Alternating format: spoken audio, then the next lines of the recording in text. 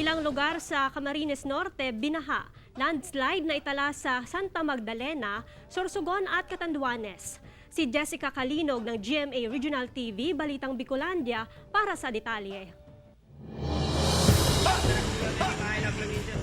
Dahil sa walang humpay na pag-ulan, ilang lugar sa Camarines Norte ang nakaranas ng pagbaha. Sa Barangay San Francisco sa Talisay, Camarines Norte, ilang residente ang apektado ng halos abot-tuhod na baha. Madalas po mangyari gawa ng mahababa po kayang area maigdiyo, saka mayo siyang laguslusan ng tubig. Ayon sa MDRRMO Talisay, laging nakaalerto ang kanilang tanggapan para matiyak na ligtas ang mga residente sa lugar.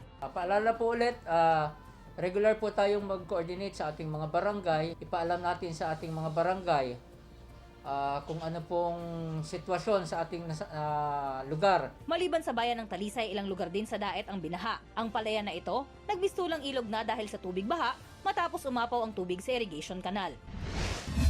Samantala sa Santa Magdalena, Sorsogon naman, gumuho na ang bahagi ng bundok na ito dahil sa pag-ulan. Wala namang naitalang nasaktan sa naturang landslide habang agad ding nagsagawa ng clearing operation ang mga otoridad para muling madaanan ang kalsada na nag-uugnay sa bayan ng Santa Magdalena at Bulusan.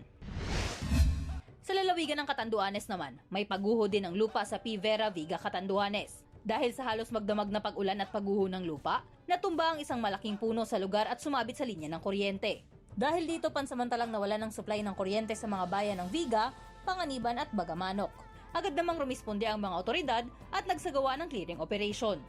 Ako si Jessica Calinog para sa GMA Regional TV.